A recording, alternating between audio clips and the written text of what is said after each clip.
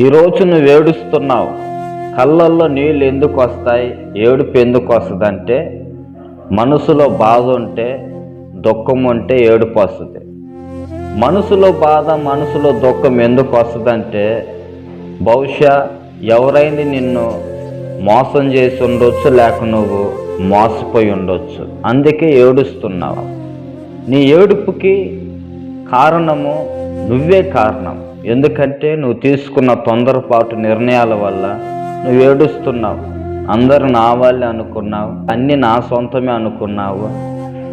వీళ్ళు చెప్పిన మాటలు విని అప్పులు చేశావు.